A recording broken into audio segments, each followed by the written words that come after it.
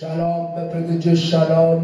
Vous trouvez bien sur la chaîne YouTube LPPL TV. LPPL TV qui veut dire l'évangile au peuple, peuple à l'évangile. Amen. Grande est ma joie encore une fois de plus de me tenir parmi vous au nom de Jésus-Christ. Je viens dire à quelqu'un, il y a un seul nom qui nous a été donné dans les cieux, sur la terre, sous la terre et même sous la mer. Seulement un seul nom, Jésus-Christ de Nazareth. Amen.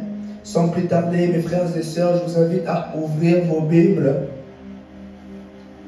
dans Matthieu 14, à partir du 22e verset jusqu'au 33e verset. Amen. Matthieu 14, à partir du 22e verset jusqu'au 33e verset. Amen. Avant de commencer, je veux d'abord prier. Père, je laisse ce moment entre tes mains. Que je diminue et que toi seul tu croisses. Parle à ton peuple. Au nom de Jésus. Amen. Amen. Je lis pour vous au nom de Jésus-Christ. La parole déclare, aussitôt, il obligea les disciples à monter dans la barque et à passer avant lui de l'autre côté, pendant qu'il renverrait la foule. Verset 23. Quand il eut renvoyé, il monta sur la montagne pour prier à l'écart, et comme le soir était venu, il était là seul. Verset 24. La barque, déjà au milieu de la mer, était battue par les flots, car le vent était contraire. Verset 25. À la 4e veille de la nuit, Jésus alla vers eux, marchant sur la mer. Verset 26. Quand les disciples virent marcher sur la mer, ils furent troublés et dirent, c'est un fantôme. Et dans leur frayeur, ils poussèrent des cris. Verset 27. Jésus leur dit aussitôt, rassurez-vous, c'est moi, n'ayez pas peur. Verset 28. Pierre lui répondit, Seigneur, si c'est toi, ordonne que j'aille vers toi sur les eaux. Verset 29. Et il dit, viens. Pierre sortit de la barque et marcha sur les eaux pour aller vers Jésus. Verset 30. Mais voyant que le vent était fort, il eut peur et comme il commençait à s'enfoncer, il s'écria, Seigneur, sauve-moi. Verset 31. Aussitôt Jésus étendit sa main, le saisit et lui dit, homme de peu de foi, pourquoi as-tu douté? Verset 32. Et ils montèrent dans la barque et le vent cessa. Verset 33. Ceux qui étaient dans la barque vinrent adorer Jésus et dire, tu es véritablement le Fils de Dieu. Amen. Est-ce que vous pouvez acclamer pour cette parole? Est-ce que vous pouvez acclamer pour la parole de Dieu? Et le thème du jour, le thème d'aujourd'hui, mes frères et sœurs, le thème de mon message est « Chercher Dieu ». Amen. Est-ce que tu peux répéter après moi « Chercher Dieu ». Amen. Je viens dire à quelqu'un, tu dois chercher Dieu en profondeur. Je viens dire à quelqu'un, tu dois chercher Dieu davantage. Je viens dire à quelqu'un, tu dois aller plus en profondeur. Dans ta vie de prière, tu dois aller plus en profondeur. Dans ta vie de prière, je viens dire à quelqu'un, ne reste plus à la surface. Amen.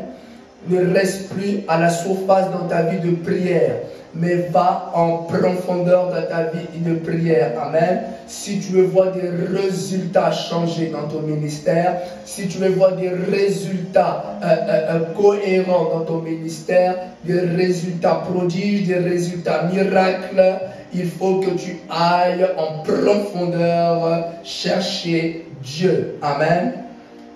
Je vais commencer dans mon introduction. La parole déclare, aussitôt, il obligea les disciples à monter dans la barque et à passer avant lui de l'autre côté, pendant qu'il renverrait la foule. Vous savez, lorsque nous lisons les évangiles, Jésus avait l'habitude de traverser dans la même barque avec ses disciples. Jésus avait pour habitude, là où il allait, les disciples étaient à ses côtés. C'est pourquoi lorsque Jésus-Christ a dit aux disciples, passons à l'autre bord. C'est-à-dire, et lui-même, Jésus, et ses disciples, les apôtres, passons à l'autre bord. Mais ce jour-là, Jésus-Christ, la Bible dit, il a envoyé ses disciples. Il a envoyé la foule. Il a envoyé ses disciples de passer avant lui. Mais ses disciples se posaient tantôt la question, mais Seigneur, tu as l'habitude de passer avec nous. Tu as l'habitude de traverser avec nous. Pourquoi tu nous demandes de traverser avant toi? Pourquoi tu nous demandes de monter de la barque sans toi? Non. Jésus avait un besoin. Je vais dire à quelqu'un, répète ceci après moi. L'insatisfaction. Dis avec moi l'insatisfaction. L'insatisfaction, c'est lorsque le résultat attendu n'est pas là. Lorsque le résultat attendu n'est pas là. Lorsque le résultat de ceux qui me côtoient n'est pas là. Lorsque le résultat attendu n'est pas là. Donc ce que j'attends, ce n'est pas ça. L'insatisfaction. L'insatisfaction, une personne qui est insatisfaite, il va pousser encore de chercher Dieu. Une personne qui est insatisfaite dans son ministère, il ira encore chercher Dieu. Et le résultat attendu de la part des disciples vis-à-vis de Jésus n'était pas là. La Bible dit Jésus-Christ a renvoyé la foule et a renvoyé ses disciples. Montez dans la barque, allez-y, passez avant moi. Jésus était insatisfait. Et lorsque vous regardez cette histoire dans Matthieu 14, si vous lisez l'histoire plus haut, la Bible dit que Jésus-Christ avait fait ce grand miracle, le miracle de la multiplication des pains. Il a multiplié les pains avec seulement 2 poissons et 5 pains. Il a multiplié pour 5000 personnes. Il a multiplié pour toute une nation. Il a multiplié le pain. Mais regardez ceci. Lorsque vous lisez dans Marc 6, 51 à 52, toujours le même récit. Ici, Matthieu ne le révèle pas. Mais lorsque nous allons dans Marc 6, 51, la Bible dit, il n'avait pas compris le miracle des pains. Jésus venait d'opérer un miracle auprès des disciples. Jésus-Christ venait d'opérer ce grand miracle. Mais la Bible nous dit que les disciples n'avaient pas compris. La Bible nous dit que les disciples n'ont pas compris le miracle de la multiplication des pains. Lorsque les gens demeurent incrédules, lorsque les gens ne comprennent pas ton ministère, lorsque les gens ne comprennent pas qui tu es, lorsque les gens ne comprennent pas qui est ton Dieu, va chercher Dieu encore davantage. Va chercher Dieu. Les disciples marchaient avec Jésus, mais ne comprenaient pas qui était Jésus. Les disciples avaient l'habitude de traverser avec Jésus, mais ne comprenaient pas qui était Jésus-Christ dans leur barque. Voilà, c'est pourquoi lorsque Jésus-Christ traversait avec ses disciples, lorsque le vent s'est levé, leur Bible dit que Jésus-Christ dormait à la poupe sur le coussin. Et lorsqu'il s'est levé, il a ordonné au vent, à la tempête, silence et tais-toi. Et qu'est-ce qu'était la réaction des disciples à la fin? Qui est cet homme à qui même le vent et la tempête obéissent? Les gens ne comprennent pas qui est Jésus dans cette nation. Les gens ne comprennent pas qui est Jésus. Les disciples traversent avec Jésus dans la même barque, mais ne comprennent pas qui est Jésus dans leur barque. Ils disent, Maître, Maître, nous périssons. Non. Je vais dire à quelqu'un, Jésus était insatisfait. La Bible dit, ils n'ont pas compris la multiplication des pains. Ils n'ont pas compris le miracle. Vous savez, dans la Bible, chaque miracle que Jésus-Christ opérait devait donner une révélation de sa personne auprès des disciples.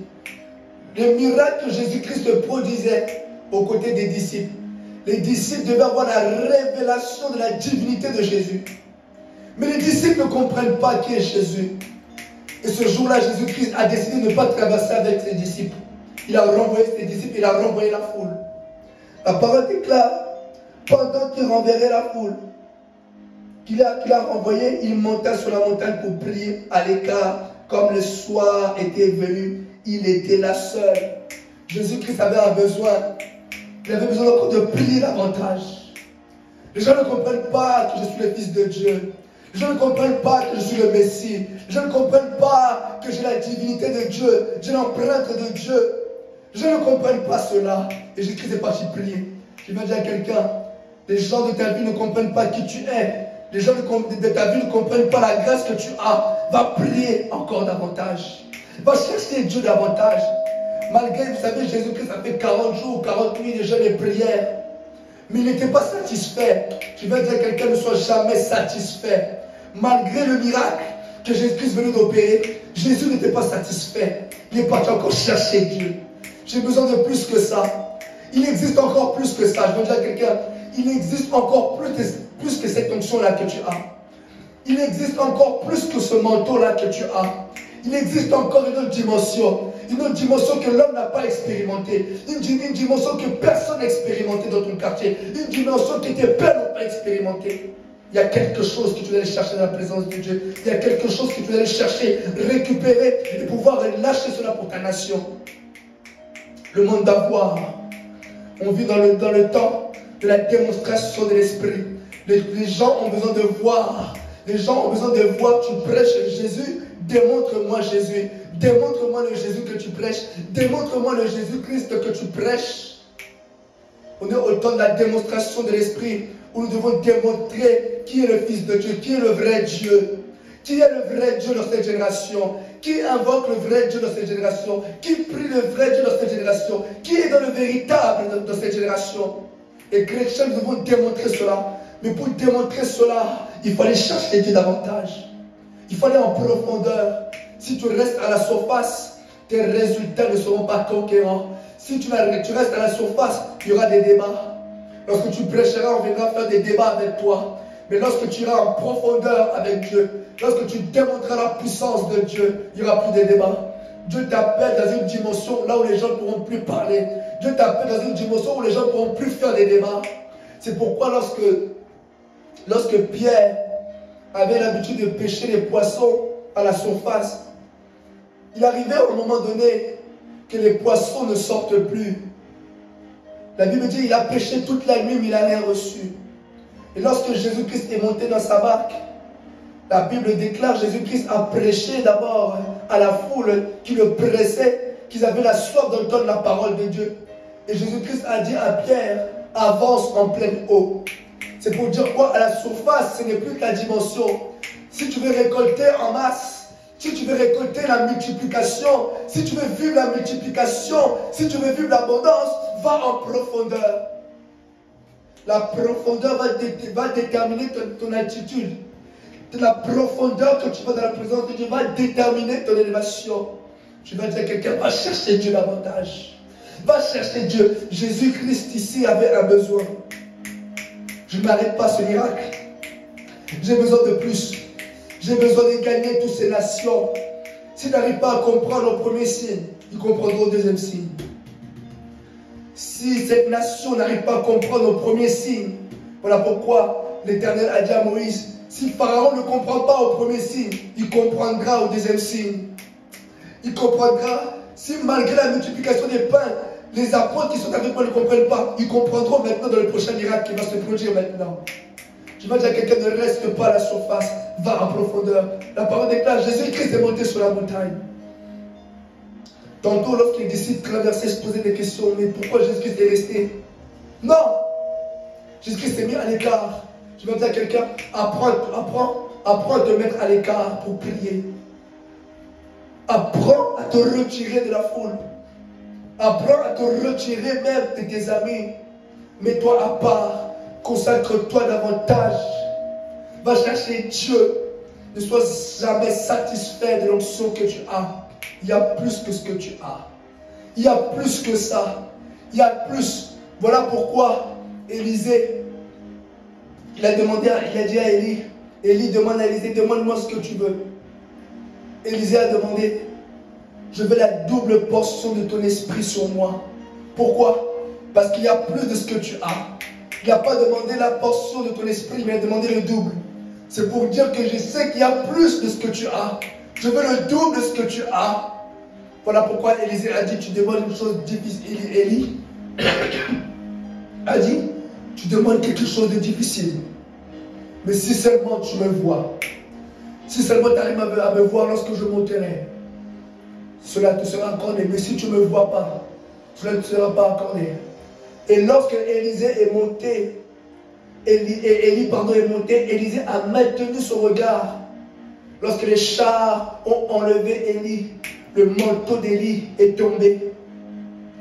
Mais écoutez, lorsque vous regardez l'histoire, Élie n'est pas parti.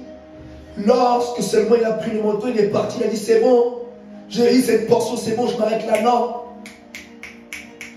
Il a eu seulement la portion, la double portion, mais il voulait encore plus.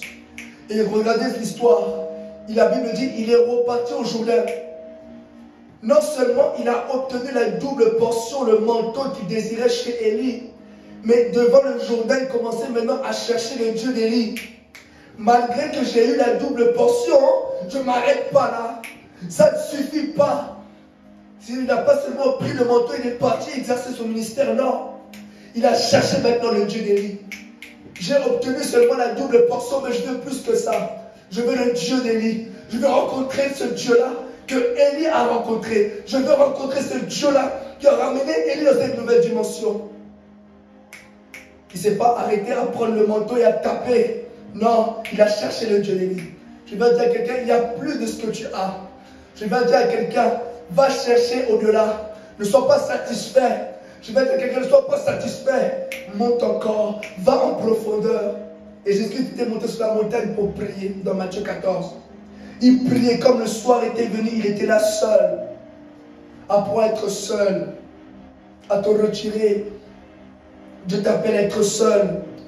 Dieu t'appelle à prier seul dans ta chambre, à prier, à jeûner, à te consacrer.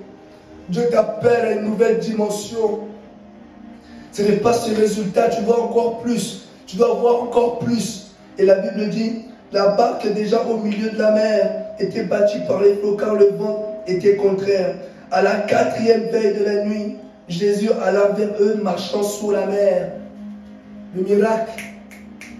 Personne encore avait marché sur les eaux. La seule fois où on voit une personne au-dessus des eaux, c'était au commencement. La parole déclare, il y avait des ténèbres à la surface de l'abîme et l'Esprit de Dieu mouvait au-dessus des eaux.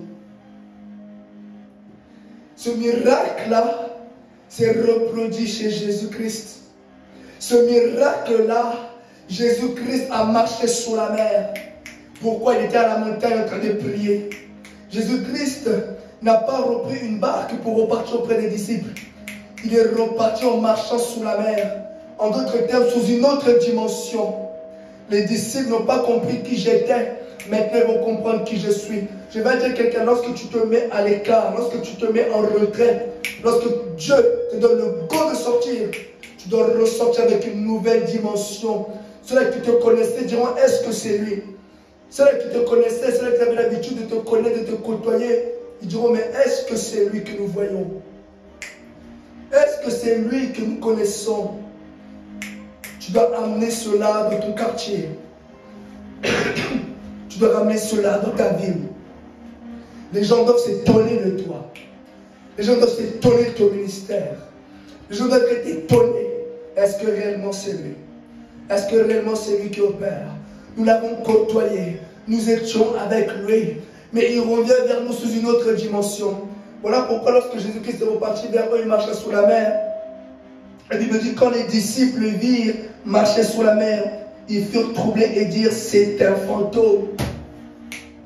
Les disciples n'ont pas compris.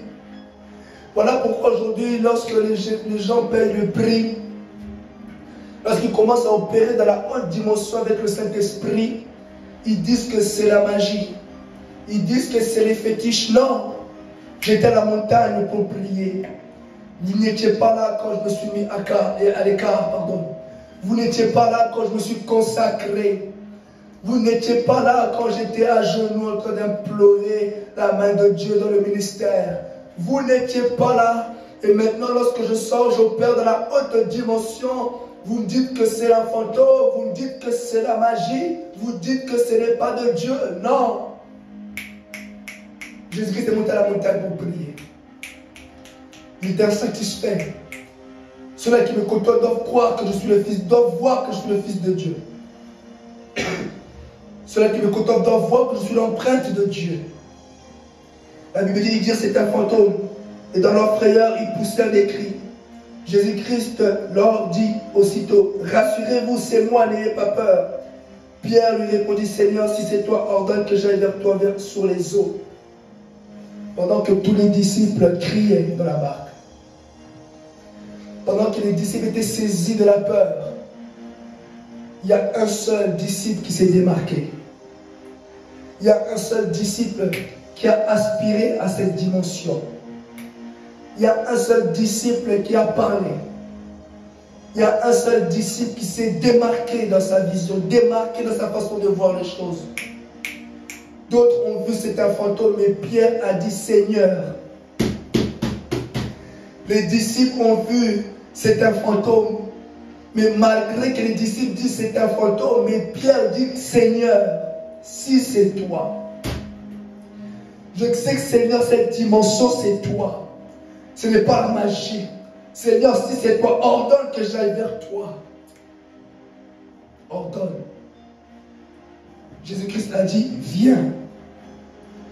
Pierre a aspiré à cette dimension. Seigneur, je sais que c'est toi. Matthieu dit que c'est un fantôme.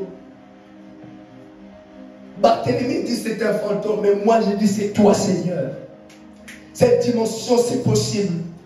Ordonne que j'aille vers toi. Jésus-Christ me dit, viens. Et Pierre est sorti de la barque. Pierre a aspiré. Pierre a voulu cette dimension. Tu veux te démarquer dans ta génération, va chercher Dieu. La dimension que tu cherches est auprès de Jésus. Pierre, viens. Et la Bible dit, Pierre marcha sur les eaux. Les seules deux personnes de la Bible qui ont marché sur les eaux, Jésus et Pierre. Pierre aussi a marché sur les eaux. Pierre s'est démarqué de ses disciples. Pierre a dit, si vous ne comprenez pas, moi j'ai compris, je veux cette dimension-là dans mon ministère.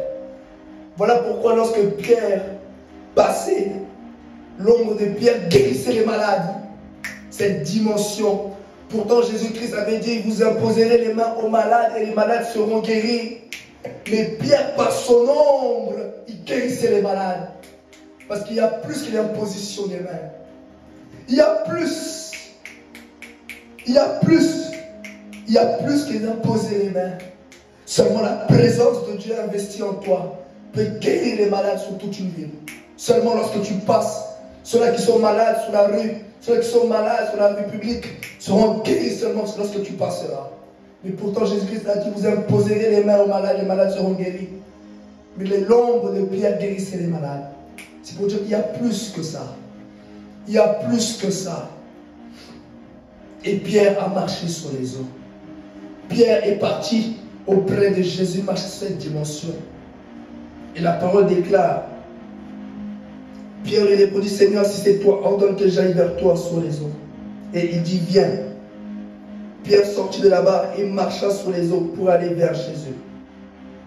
Mais voyant le vent qui était fort, il eut peur et il commença à s'enfoncer. Il s'écria, Seigneur, sauve-moi. Aussitôt Jésus étendit la main, le saisit et lui dit, homme de peu de foi, pourquoi as-tu douté? Et ils montèrent dans la barque et le vent cessa. Ceux qui étaient dans la barque vinrent adorer Jésus et dire, tu es véritablement le Fils de Dieu. Pierre, voyant que la tempête s'élevait, il a eu peur.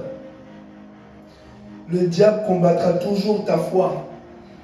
Lorsque tu prendras la décision de sortir, de te démarquer de la foule, il combattra toujours, il mettra le doute.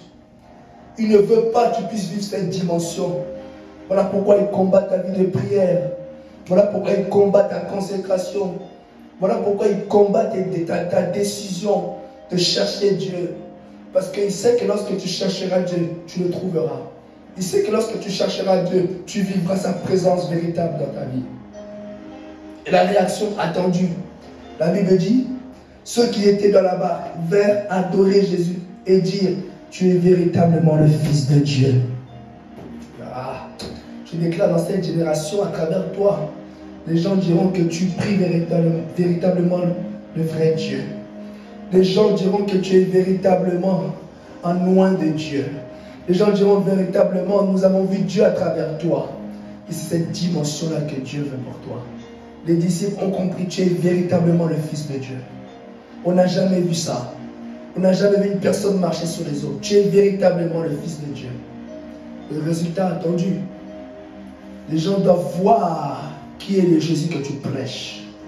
Les gens doivent vivre maintenant la démonstration. Va chercher Dieu davantage et ressort sous une autre option. sous une autre dimension. Est-ce que tu aspires à cela? Est-ce que tu aspires à chercher Dieu davantage? Est-ce que tu aspires à aller encore en profondeur? Là où tu es, je vais prier pour toi maintenant. Père, je prie Seigneur pour cela qui ont écouté ce message. Tu as dit dans Philippiens 2,13, c'est toi qui crées en nous le vouloir et le faire selon ton bon plaisir. Je déclare, tu vas créer en eux maintenant.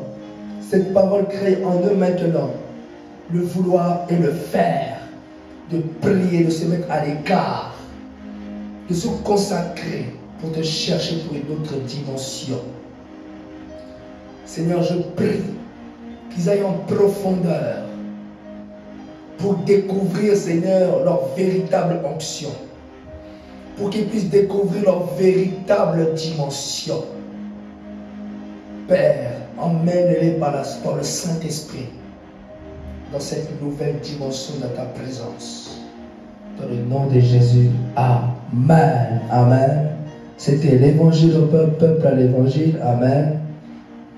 Vous étiez avec Shadrach Yengoso. Amen. Soyez bénis au nom de Jésus-Christ. Amen.